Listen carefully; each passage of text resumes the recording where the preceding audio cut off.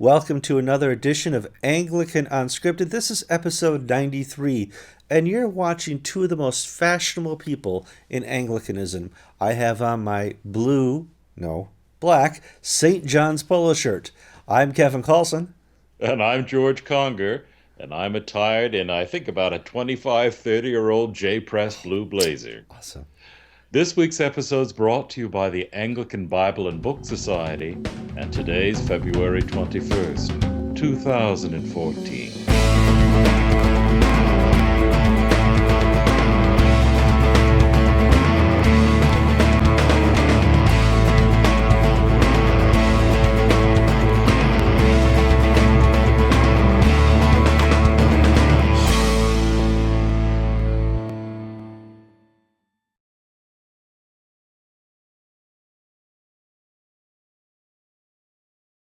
George, let's move on to story one. And story one is hard to swallow, especially if you've had to swallow the Anglican news of the last 2 or 3 weeks.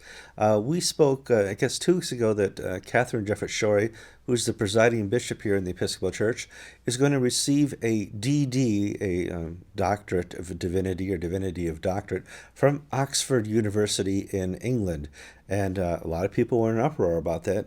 How would they do this to the person who's deposed more clergy than any person in history? And we're like, wow, that would never happen here in America. Whoa, well, guess what? We learned yesterday, because Bishop Eicher resigned from the Board of Trustees, that Nashotah House has decided to invite Catherine Jefferts Schori, the presiding bishop of the Episcopal Church, to speak at St. Mary's Chapel at Nashotah House. And if you're watching the blogosphere right now, it's exploded. Facebook is on sizzle, sizzle, sizzle. How could this happen to the Anglican Orthodox institution of education we know as Nashotah House? Now, there's a lot behind this story, and George and I are having trouble getting people to talk, which means there's something behind the story. George, what do we know so far? Well, we know on Wednesday, Bishop Dan Martins, the Bishop of Springfield, posted on his blog that he had an early morning phone call from the Vice Chairman of the Board of Trustees of Nashotah House, Keith Ackerman. And then he proceeded to have 4 or 5 phone calls throughout the day from various members of the board, but he didn't say what it was. So if you follow Bishop Dan's blog, you knew something was happening at Nashotah House. Well, yesterday, Thursday, Bishop Eicher released a statement saying he was resigning from the Board of Trustees in protest over the invitation to Bishop Jefferts Schori to preach on May 2nd. We've since been in touch with Bishop Martin and Suzanne Gill, the Diocese of Fort Worth, and Bishop Ed Salmon, and we've not really gotten a formal statement. Bishop Dan Martin says he hopes something will be put out today formally from Nashotah House, and we've been playing phone tag, email tag with Bishop Ed Salmon, and Suzanne Gill confirmed that the statement released on the internet by Bishop Eicher was from Bishop Eicher, but we've not had any of the follow-through. So this is a story in progress, and all we have officially, though we can say this is true, is Bishop Eicher's statements and now some comments made by Bishop Dan Martins on his blog on Facebook. Well, we also know some facts on the ground. Here's the facts on the ground. Nashotah House used to have a dean called Dean Robert Mundy. And Dean Mundy was pretty much in favor of the ACNA and led Nashotah House into a relationship with the ACNA, which some of the people in the Episcopal Church struggled with. To the point where Dean Mundy was replaced with Bishop Salmon, who is the retired bishop of South Carolina. On the trustees list of Nashotah House are, let's go with Archbishop Duncan, Bishop Ackerman, Bishop Eicher, and a whole list of other trustees. At least 3 of the trustees I read through have been deposed by Catherine Jefferts Schori and sued by Catherine Jefferts Schori. So I would understand this is a little consternation that she is coming to speak at St. Mary's when she has caused so much spiritual abuse within the Episcopal Church. Reality on the ground. Nashotah House also hosted the ACNA Assembly last June, where ironically they had 200 clergy many who had been deposed by Catherine Jefferts Schori sitting in the conference room. So, what type of game is happening here? Is Ed Salmon, the dean now of Nashotah House, trying to play both sides of the fence? Or is he been put into a place where, hey, the boss wants to come and speak, the boss is going to come and speak? Well, the Nashotah House has a foot in both camps. Half of its students come from the Episcopal Church, of which I'm a priest. Half come from the ACNA and other denominations in the Anglican continuum. So it serves both communities. And that's a really hard job. It's a balancing act. And right now, the balls may not all be coming down smoothly that they've got up in the air. Now, Bishop Dan Martins posted an interesting little statement on his Facebook blog. Essentially, he said, "Look, people," and I'm quoting now, "there are lots of known heretics and false teachers who've preached at the pulpit of St. Mary's Chapel." Now, let's just pause there for a moment. Okay, why are you all bent out of shape? Catherine Jefferts Schori's coming. We've had plenty of known heretics and false teachers preach. Okay, well, I don't know if that's the smoothest thing to say, but he then goes on to continue saying, "When I was a student there were plenty of heretics preaching from the pulpit, and we survived." And he then goes on to say, if everyone can just suck it up, take a Valium, and open our eyes on May 2nd, we'll get through it. Acts of protest don't punish the dean or the bishop board, chairman of the board, they punish Nashotah House. So Dan Martins, if I may paraphrase what he's saying in public, is that, yeah, this is a really bad thing, but if we just close our eyes, we'll drink the cod liver oil. It's part of our loyalty to the Episcopal Church to have to go through these dreadful things from time to time, but we'll survive. Now, that, of course, opens up so many doors. It does, but he's not the first bishop to say this. Let's review some history. Catherine Jefferts Schori visited Albany, and she was whisked in there, and the clergy were not allowed to ask questions. Any questions had to be wherever she traveled. If there was going to be a place where she was going to be asked questions, the questions had to be reviewed beforehand. Nobody's allowed to be in protest. They just wanted to get her in and out. It's like swallowing your castor oil in the 1950s. As long as we get her out of here and she's not unhappy, we didn't wake the wicked witch, we'll be fine. Diocese of Central Florida, I've heard off the record the same type of thing. Listen, she's coming to visit. No protesting, no funny questions. Sit honorably, sit up straight, and use a napkin. Same type of thing when she visits other dioceses. It's one of these things. If you're going to have a heretic as your presiding bishop, and you're still going to have a remnant in there, the remnant has to deal with this. I don't know.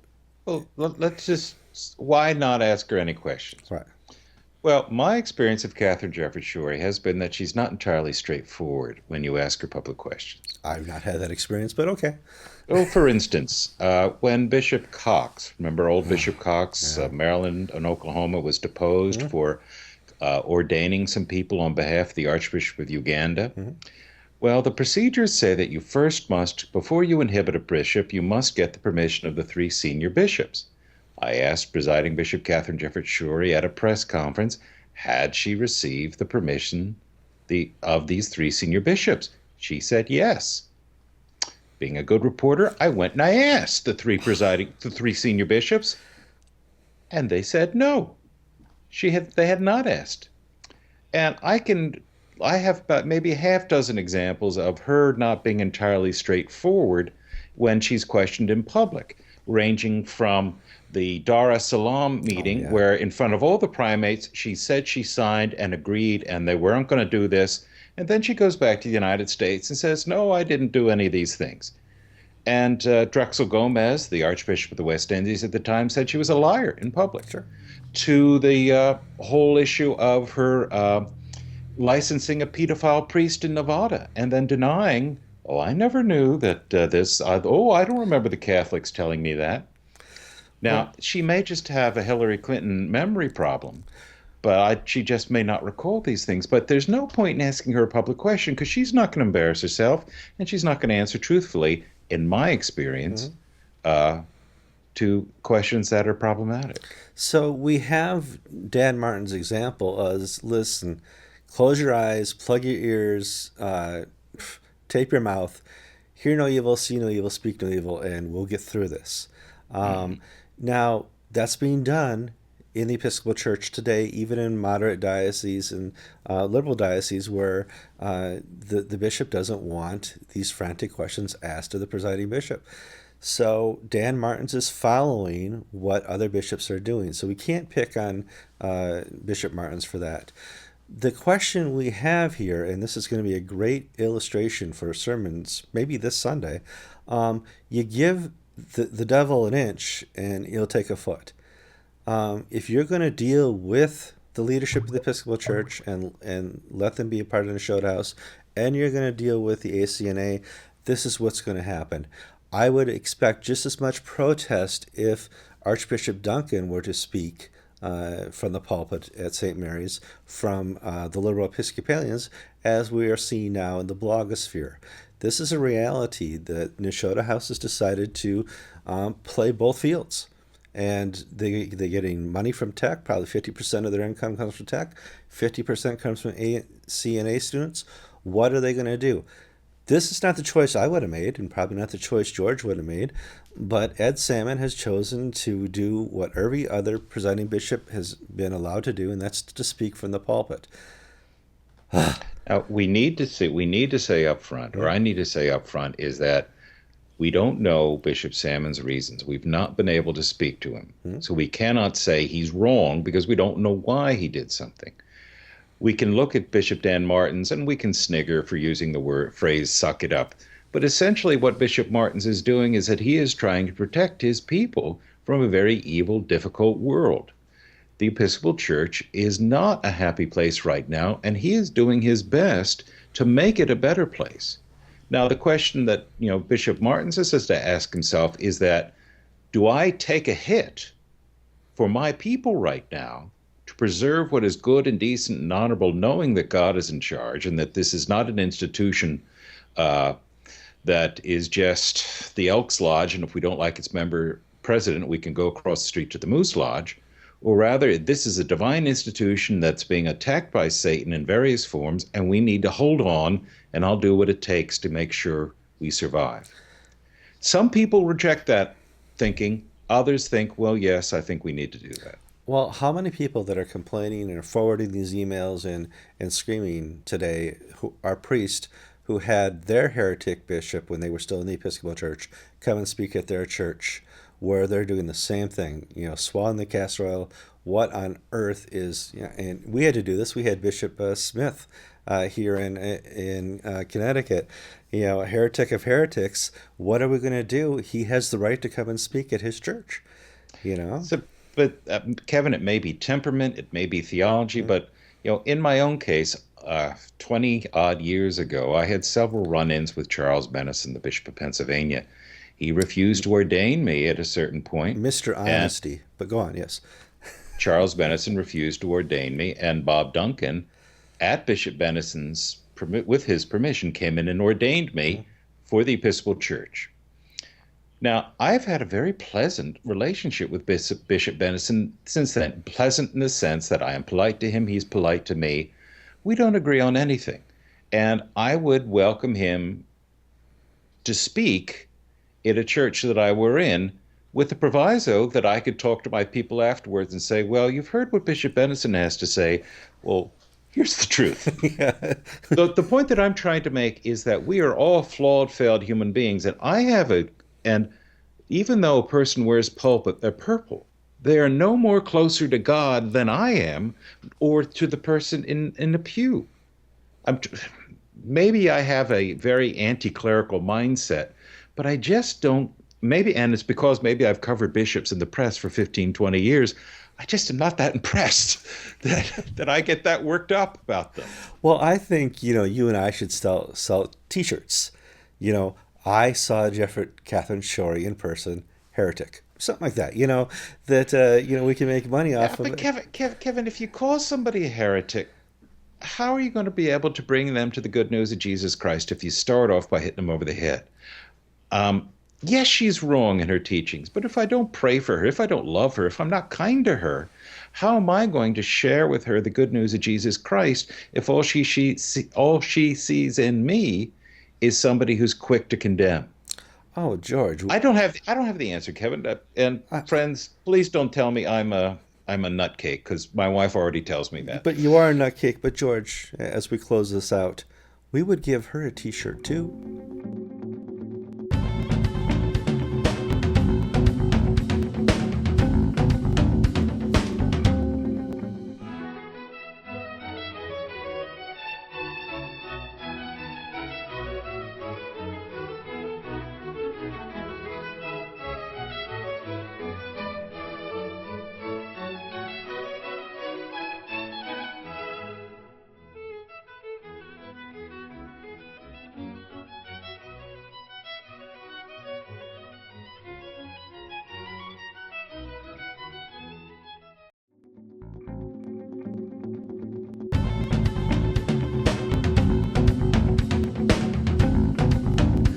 I'm on the other line with Bishop Salmon. He's the former bishop of the Diocese of South Carolina and the current dean of Nashotah House. And there's been a lot of discussion on the internet today, and I thought I'd give a chance to Skype you and see how you're doing, and see if you wanted to talk about the recent news that Bishop Iker has resigned, and that you've invited Presiding Bishop Catherine Jefferts Shorey to speak in May at Nashotah House. Well, I tried to call Bishop Iker yesterday Uh-huh. when I got word on the email, but his convention is this Oh, weekend. that's right. And Yes. so I will get in touch with him as soon as he's available. We're old friends and good friends, and so I will get in touch with him. I also called Bishop Wantland, and I had a good conversation with him. That's good. I think that I have good relationships with both of them, and there's nothing unusual about things happening that put us to the test, but we have the relationship to stand it, I believe. Well, one of the things that happens nowadays is when something like this happens, the internet starts a rumor mill and discussions start happening. People start shouting back and forth, and it's best if we get a chance to talk in person and Right. ask you the questions about why did you invite Presiding Bishop Catherine Jefferts Shorey? Obviously, every presiding bishop has spoken at Nashotah House. Is that part of your reasoning, or if you can you It help me is out? not. Okay, It is not. I can tell you how it came about. sure. At our board meeting in May, the chairman of our board received a letter from Deacon Terry Starr, Hmm. who is a student here from the Diocese of North Dakota. He happens to be on the executive council of the Episcopal Church, and he had been asking for us to have the presiding bishop come. And one of the reasons that he was particularly interested in that is that when he met her before he was a student, she advised him not to come here, that Oh, this was not the place for him to come. We have two fine women students here, Tanya Schief, who is I sent out to meet the presiding bishop when she went to Kansas for a celebration for a priest there who was a graduate of Nashotah House, who was Japanese and recognized by the legislature, and sent Tanya because Tanya had asked us if we would ask the presiding bishop to come. And since I was not able to go, I sent her out to meet her. And then Ezgi Sarabi, who is here from the Diocese of West Missouri and who was born in Turkey, both of them have asked us to ask the presiding bishop to come because, if not directly from her, from someone friendly with her, they were both advised not to come to Nashotah House. hmm. And so these three people said, we would like for you to invite the presiding bishop so that she can come to Nashotah House and see why we are here and what kind of place it is in terms of the attitudes that people have about Nashotah House, that we are against women. Okay. Please don't lock up on me. Wantland were not there. So the board discussed the matter and knew that there would be risks to do it. And so instead of just deciding yay or nay, they put it in my lap. Okay. Which is always interesting. Then I've discussed it with the faculty and the 3 students and our academic dean. And we decided that it made sense to invite the presiding bishop and to witness to her about what goes on here, the kind of reconciliation that's here, since we have tech students, ACNA students, every other kind of students on the Canterbury Trail, and nobody's mad at anybody else, nobody's suing anybody else, and Jesus Christ is at the heart of the place. And so we wrote the presiding bishop and invited her to come. I think it's the 1st of May, and we've had preachers coming on Thursday evenings. I think the week or 2 before her, Archbishop Duncan will be the preacher. Then Bishop Franklin is going to be here next week. Foley Beach, who is with ACNA, is going to come after, I think, late in April. So we have a different group of people, but the purpose is not just to collect attitudes, but to give the seminary an opportunity to witness to the presiding bishop. I think some of the issues that are being discussed on the internet is she has deposed several people on your board of trustees. Indeed. Well, actually, as presiding bishop, she was in charge of the apparatus that tried to depose me. That's correct. So yes, that is indeed true, and Bishop Martins as well. Right. In other words, if you had asked me, would I give gold stars for that behavior? No. Do I like the fact that suits are going on and the Diocese of Fort Worth is under oppression? I have not left the Episcopal Church, nor do I plan to, but I don't think that kind of situation is helpful. And of course, I'm pained by my own diocese with the suits and things that go on there. But I think what I'm also concerned about is it's one thing for us to be persecuted. If you remember, the gospel says that Jesus promised us family 100-fold with persecution. I never thought it would come from the church, but you never know. But I think the thing that I'm concerned about is that I've worked with good spiritual directors so that my feeling of what happened to me in terms of the charges has not spilled over into what I would call permanent anger. Mm-hmm.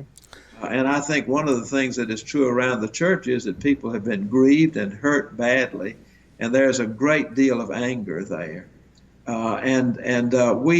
We've lost I think the call for any kind of reconciliation. I'm not. We didn't ask Catherine Shorey to come to the seminary because we were waiting to hear her latest thoughts on theology. We wanted her to come to a community that is deeply grounded theologically, that has a fine faculty, and to give her an opportunity in her experience with us to see what we think a community that is in conflict needs to look like in relationship. But she is invited to preach. Of course. Okay. So you're going to open up the pulpit to her, and I think that's one of the concerns is, do you have any fear that your students could be deceived? Well, let me suggest to you that this is a wonderful theological community with a great faculty, mm-hmm. And I'm not at all worried about that. Okay, I'm one of your biggest fans, so I'm worried that she might be deceived by us. Well, Bishop, I want to thank you for your time, and I do hope this gives your side of the story as far as the internet is concerned. And I graciously we contacted you this morning. You were very gracious to come and do a quick interview with us, and I hope we can do this in the future. Thank you very much. All right. God bless, my friend. God bless you. Thank you.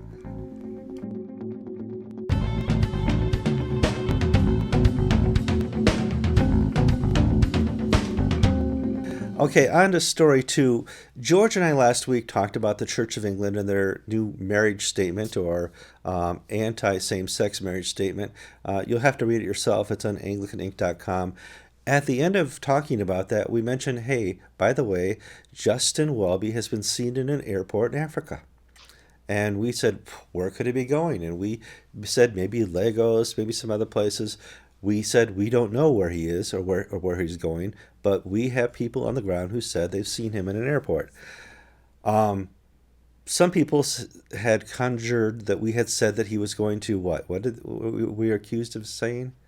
Oh, somebody wrote to us and said that we categorically stated as a certain fact that Justin Welby was attending the Kappa meeting in Lagos, which was news to me because we didn't say that. So we did not say that. We would like to update our story because now we know where he was going, what he did, and what he got in return. He went to the Global South Primates meeting in Cairo, Africa. And so, up a little higher.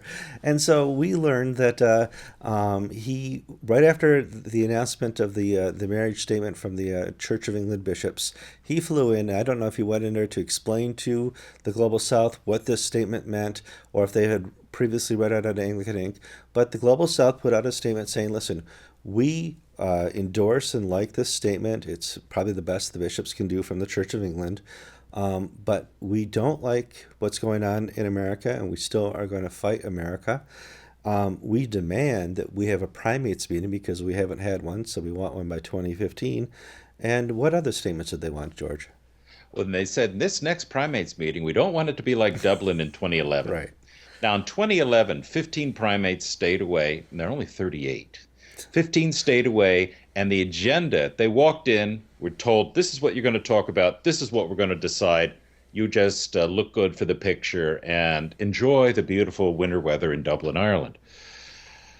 Well, this time around, they want to have input into what they're going to discuss, and it better be the crisis. Well, and that's interesting because you and I were in Dar es Salaam for the primates meeting, and it was all behind closed doors, and it was all high stress.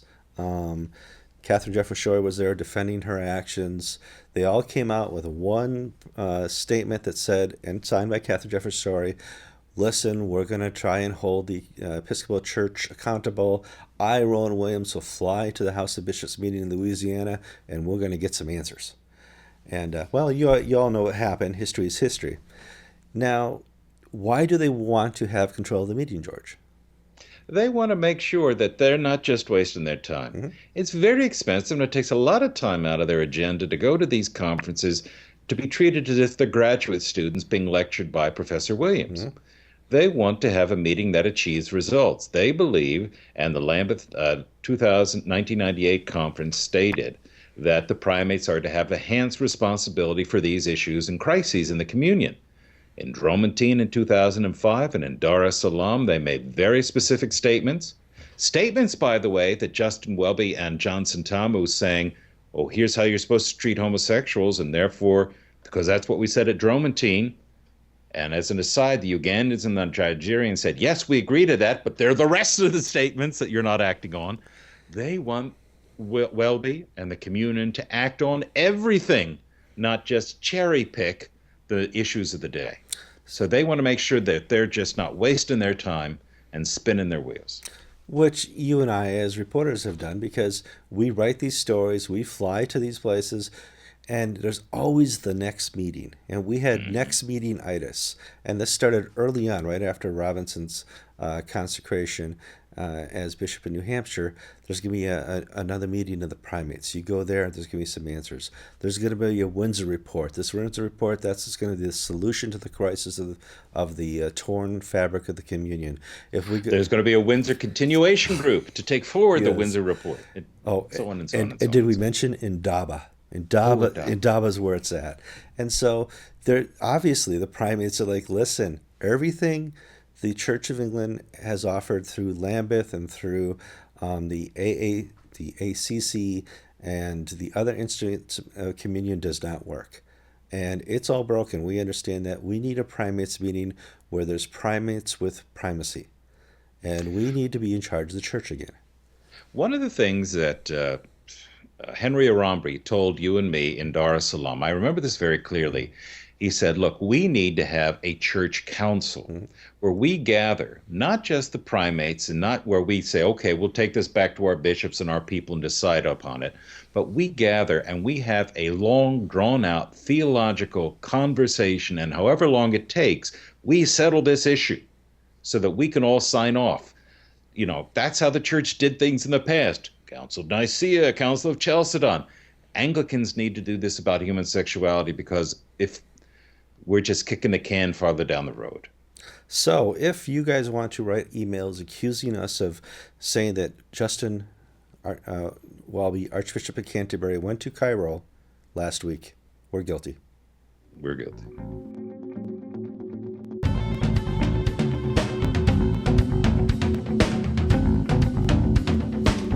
Way over yonder, across what we call the Atlantic, there's a small little island.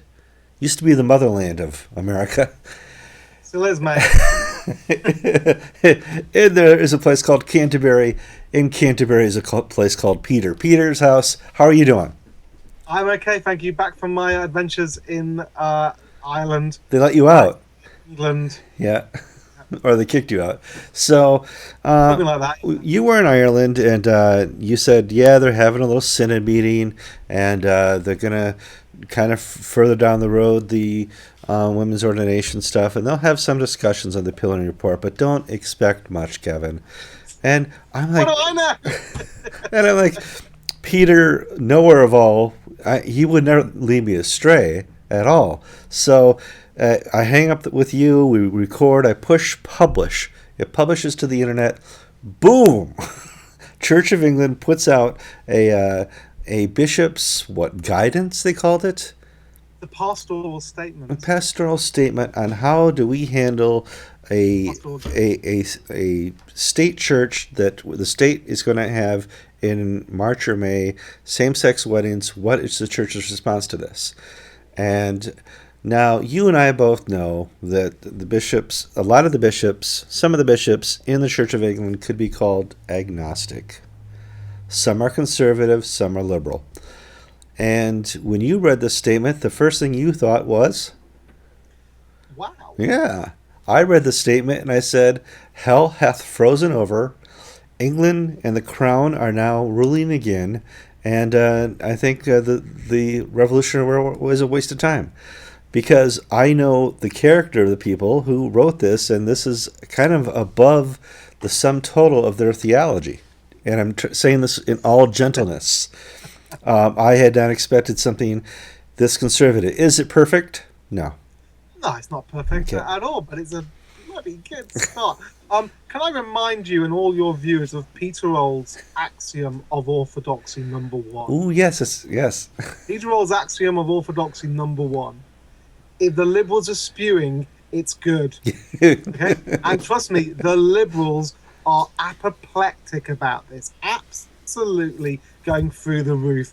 What the House of Bishops have basically said is two things. Firstly, once again, we're not allowed to do blessings of civil partnerships, and now obviously from next month, same-sex marriages. Mm-hmm. We're not allowed to do them. Specifically, you can't do a public service. What you can do at the most is have a private sort of little prayer gathering, perhaps in somebody's home, as one of the bishops has read. A few people there, pray for the couple, that's it. Absolutely not allowed to do anything public, not allowed to do anything liturgical in that sense that could be owned by the wider church. Secondly, if you're a priest or a deacon, or a bishop, obviously, or an ordinand even, you're not allowed to enter a same-sex marriage. It's against the doctrine of the Church of England. The doctrine of the Church of England is that marriage is between a man and a woman. It can't be between two men and two women. And therefore, if you enter into same-sex marriage, it's a direct act of disobedience against the authority of your bishop, who says this is not what marriage is. Okay. Wow. Yeah, incredible. However, that the wowness still has wiggle room. And a lot of people are complaining about the wiggle room. Still has a bit of wiggle room. Okay, and in this wiggle room, I think the bishop should follow up with, the people point out most, it says you can meet in private and have prayers with them, followed by the teachings of the Church of England on same-sex issues. Now, they should follow up with what are the teachings of the church on same-sex issues. We know what they are. We know what they are. Uh, We've had them in General Synod statements in 1987. We've had them in issues in human sexuality in 1989. We had them in the 2005 Bishop's Statement on Civil Partnerships. We know what the doctrine of marriage of the Church of England is. And what is it? You know what? It's a clever statement, okay? Because it says that a priest should expect to raise with the couple what the doctrine of the Church of England and their reasons for going against it, right? So look, here's the conversation, right? I'm the acolyte of Catherine Jefferts Schroeder. Okay? I think she's the best thing at liberal. Okay, so I go along to my same-sex couple who want some kind of blessing, and I say to them, why do you disagree with the teaching of the Church of England? And they say, because it's pants. And I go, I think so too. Right, let's play you now. Right? So you know, there's a wriggle room there. But what's important is very clearly this, is that they have said clergy cannot enter same-sex marriages. And I had a chat to one of the two of the bishops about this, okay, behind the scenes. And say, are you actually going to slap charges under the clergy discipline measure on this? And the answer I got was, well, every single case is individual, and that's how law works and so on.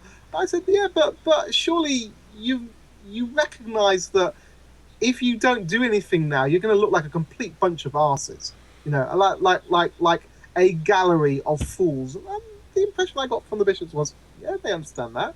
So we've got, for example, a guy in North London, in Kilburn, West Hampstead, a guy by the name of Andrew Kane.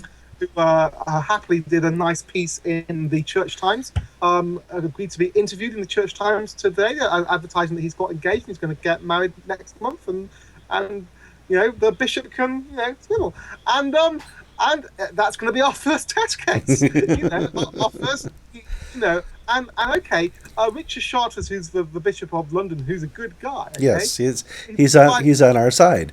He's on our side. Yeah. He doesn't like publicity. He likes just, his basic rule is basically, if you don't make a public fuss about something, I don't make a public fuss about something. And that's why, for example, the Reverend Martin Dudley, who made a big fanfare about having done a sort of same-sex BCP wedding service in Great St. Bart's in London a few years ago, got his hands well and truly slapped. I mean, his hands were literally put into the mincer and was like, do you want to do this? Martin Dudley suddenly realised that he was wrong and wrote a nice letter to the bishop saying so. Okay, so the Bishop of London is basically, you don't cause a fuss, I won't cause a fuss, but if you cause a fuss, mate, I'll take you all the way. And I suspect that Andrew Kane, you see, is a great case. It's a kind of open and shut case. He's a parish priest. There's no sort of chaplaincies involved or patronage from somewhere else. It's an open and shut case. I wouldn't put it past the Diocese of London to do a little bit of a slapdown here. Well, you say slapdowns. Now, in the history of the church, especially in England, we do burnings of the stake. We do lots of different things in our temporary punishment. What do you think the punishment would be? Well, the bishops have said very clearly that the entering into a same-sex marriage is incompatible with being in holy orders. So the obvious route down the charge under the clergy discipline measure for bringing for conduct unbecoming is a removal of the license for a set period. Okay, well, we're going to have to see what happens. And then if they're still married 5 years down the line, remove it for another five years. And you know what? It sounds harsh, right? It sounds brutal. But, it's what Roman Catholics church does if their clergy marry, right? Yeah, it's the same thing. Sure. If they set up an emotional sexual relationship, they get defrocked, and I just wonder whether the Liberals think that they can push their luck here, and that actually the House of Bishops are going to go, you know what, guys, this is the line, okay? Because it is. If we crumble on this, the game's over. If we stand firm, gosh, everything could change. It really could. Well, it is interesting because we heard from the Global South this week saying, probably as surprised as you and I were, how did all these agnostic bishops sign this? and what deal went on behind the scenes as far as, it did not take 4 hours to write this. They've been working on this since probably before the Pillen Report came out.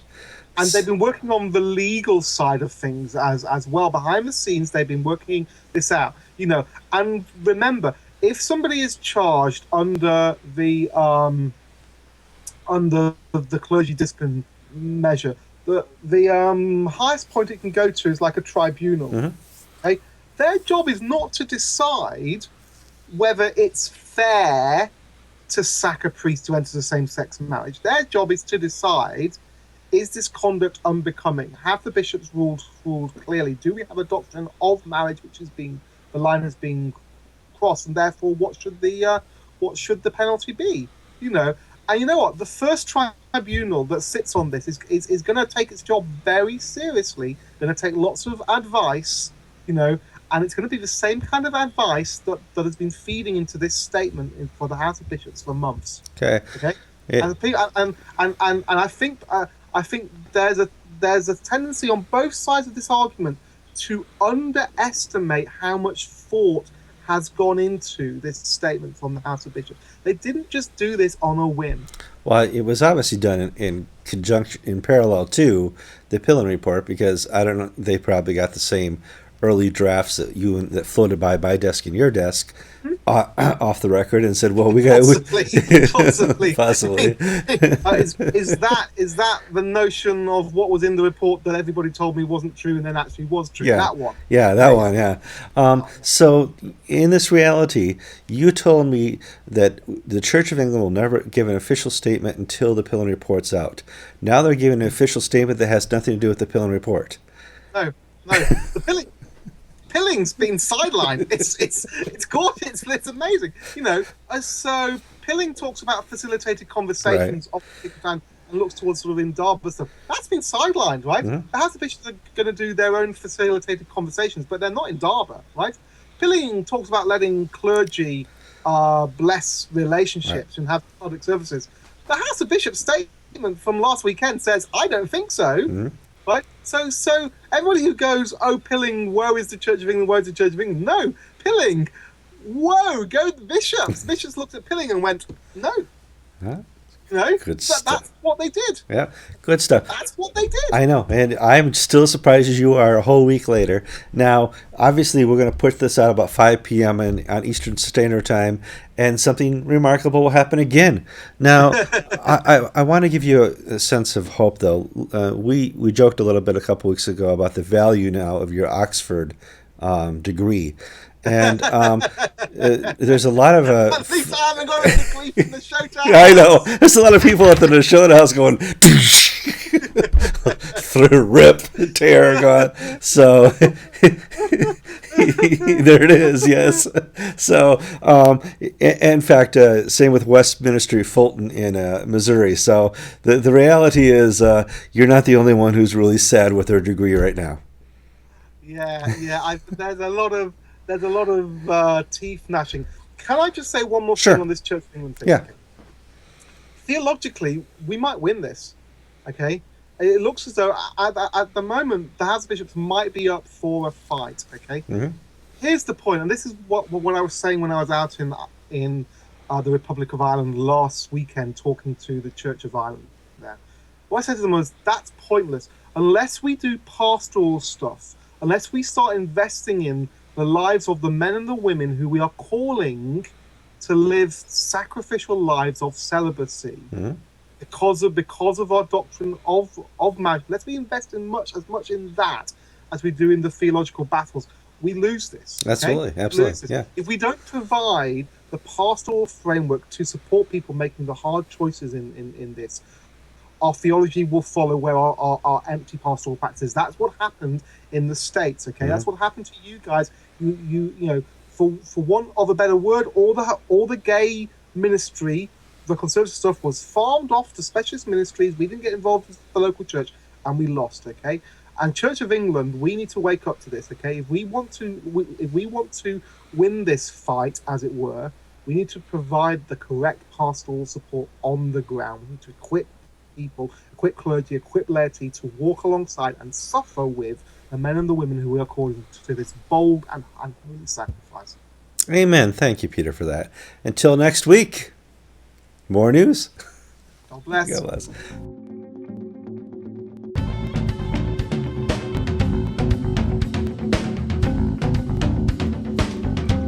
George, let's move on to story 3, and we're going to talk more about universities of the theological type. We talked about Oxford University a couple weeks ago. We've talked about Nashotah House today. Now we're going to talk about Westminster Fulton in Missouri. And they're a great theological place where some of the great scholars of our time have gone over the last century to receive an education in theology, I'm sure. I don't know for certain. However, they have this C.S. Lewis conference. I'm looking at their their website right now, and this is having a second annual C.S. Lewis conference, and they obviously are having trouble finding speakers. J.R. Packard was probably busy. Justin Welby's probably out of town. Who's some other greats? Oh, Alistair McGrath, the biographer of sure. C.S. Lewis, Yep. the theologian, scholar, scientist. So they go down to the second tier speakers, and they picked somebody named Presiding Bishop Catherine Jefferts Shorey, the first presiding bishop of the Episcopal Church, with some 6, 8, or 10 million parishioners. And so I thought, well, that's cool. We should probably talk about it. Now, I've read all of C.S. Lewis's stuff. He's a great writer. And when I look at Catherine Jefferts Shorey and what she could speak about, I'm like, this is a lady who could defend Screwtape. Well, no, Kevin, I think, she is an oceanographer, Yeah. so she is going to talk about cephalopods Yes. and their influence upon on the Dawn Treader and the Narnia Chronicles, how sea life influences the Pevensey children. Screwtape, my hero. Okay, obviously it's silly news. It follows the DD she's going to be getting from Oxford. It follows the Nashotah news where she's going to be speaking at St. Mary's Chapel. This is the year of the heretic. I mean, if you're a heretic, according to Chinese calendar, this is your year. Well, the press statement that came out had some real howlers in it, and you can't blame Presiding Bishop Jefferts Shorey for the mistakes of the press statement. No. As he mentioned, it said there are 4.6 million Episcopalians. Perhaps there have been that many who have now died over the centuries, but at no time was the Episcopal Church ever 4.6 million. And also, for me personally, it said that she was a hospice chaplain. Now, she may have been a volunteer priest at the local hospice or had people she visited in hospice. But saying you're a hospice chaplain is like saying you're in the infantry in the army, and oh, by the way, I'm an airborne.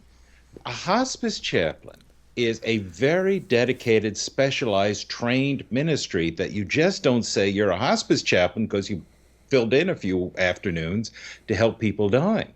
Now, 99% of the world doesn't care, but me, a licensed certified hospice chaplain, you don't do that. That's a no-no. Now, she didn't do it, but the press statement did. So it started off wrong. And then to have her... Now, I have to say, the last time Westminster College in Fulton, Missouri came across my thinking was March 5th, 1946. Do you remember what happened that day? It was not some famous prime minister from the Brits there? Yeah. Winston Churchill gave a speech, and in his speech he said, "From Stettin in the Baltic to Trieste in the Adriatic, an iron curtain has descended across Europe, and the ancient capitals of Warsaw and Budapest and Bucharest are now in the camp of darkness." Now, think of the symbolism. Yes, I do. The last time Westminster College made the news was Winston Churchill talking about the Iron Curtain and the spread of darkness across Europe. Now the presiding bishop is speaking, and I think the darkness must have won. Except this time around, it's not communism. It's something just as bad. Spiritual battles, but I'm waiting for the title, Screwtape, Our Kind of Guy.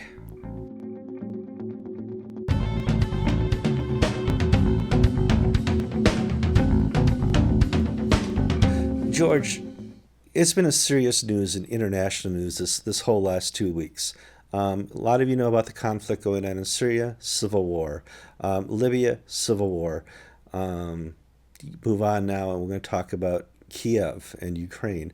There's a civil war developing there, and we also have a civil war going on in Venezuela. There's some high-profile stuff going on with the church now in the Ukraine, and I thought it'd be a great opportunity. I've seen some stories run by you on Get Religion. Talk to me about what's been happening with the church in Ukraine in this civil war.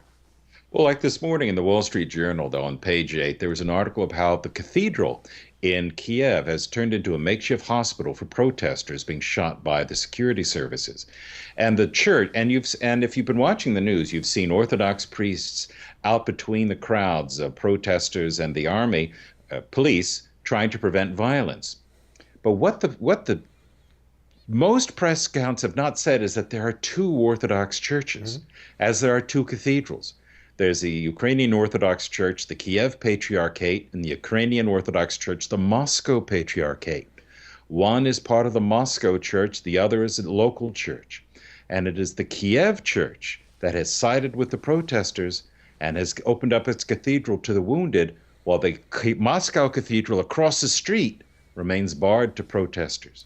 This is a war that has religious connotations as well as political and ethnic and racial and social. It is, because it's a civil war going on in Kiev, and it hasn't broken out largely in Ukraine yet. It's mostly in the capital.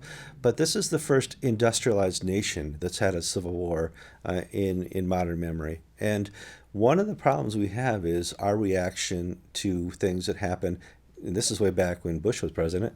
The Ukraine wanted to become part of NATO, and our response, the Bush, sorry, you're a Republican, but you still did wrong. Bush's response was, no. Join? Oh, no, we'll encourage you, Yes. but we won't let you join NATO. Yeah, and so basically by making an outward reach out to NATO, they've completely abandoned their friends in Russia, and so they were left in this whole world without a friend in the world. And so, a lot of these international politics, this is something that happened, almost 9 years ago, right after the Orange Revolution, are affecting today. Now we're having another civil war. Things that happened in Syria 20 years ago are affecting right now what's going on in Syria. Venezuela, what happened 6 years ago, is causing the civil war in Venezuela. And so you have to always remember what happens internationally today will have more ramifications, louder ramifications, more dangerous ramifications 5, 10, 20 years down the road. Just ask what happened in World War I. But we'll talk about that some other time. I think the analogy people need to keep in mind is in 1956, the America had for years been urging the people of communist Eastern Bloc to overthrow their Soviet masters. Well, the Hungarians did it in 1956, and President Eisenhower got on the radio, immediately said, "We're not sending any tanks." That's right. People like to think that this is a replay of the Cold War. The good pro-democracy protesters, the bad pro-Moscow military. It's not. It's an internal political dissent. And unfortunately, with idiots like John Kerry as our Secretary of State going in and saying, we support you, group of people, but we're not going to give you any money or tactical aid or political cover, you're encouraging what we've seen today. Well, basically, our international policy now is to like you on Facebook.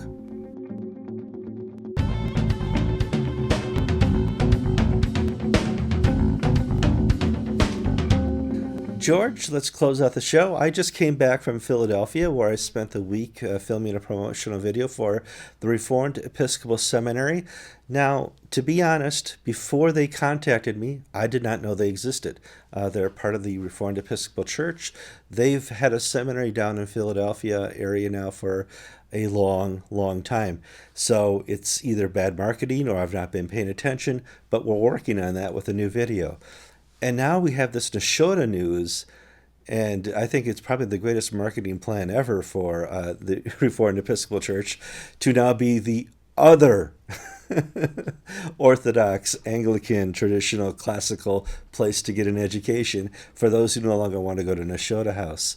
Kevin, I think you spent too much time in Philadelphia and have adopted this sort of pay-to-play mindset. Are you saying that we will make your seminary world famous if you hire Kevin to do a commercial? Something like that. So, interesting week. Not a whole lot of news that's planned to come out. So, George and I are just following the stories. We posted a good 8-10 stories this week on Anglican Inc.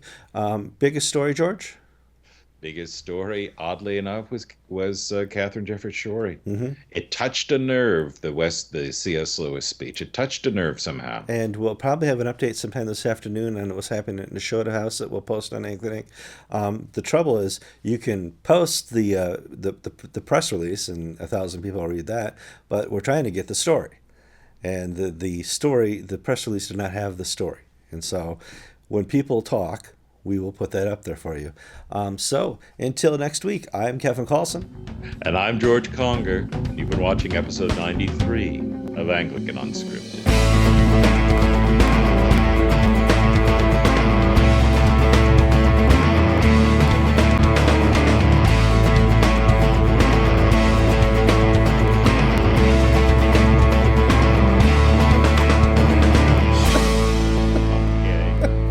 Yeah. Gee, George, why not be a little oily, weaselly guy? It was funny. She lied to me, but she's not a heretic. Oh, she's lied to me, and she promotes pedophiles and lies to her clergy about, I don't think I need to tell you not to have this kid supervise the Sunday school trip to the mountains, or I am a goof. We're both goofy. Good take. So on to C.S. Lewis, and we'll just play this by ear. Let's see how we pull this off. Oh, it's 1:38 already. And this may just be a 2-story show. We can do another one when you get back. Yeah. Well, what else are we going to talk about? C.S. Lewis and Africa and the Ukraine. Okay, let's do the Africa one. Okay. But do you want to do the others when you get back? Yeah, well, let's play. We may have time to do it all. Let's just see how it goes. All right.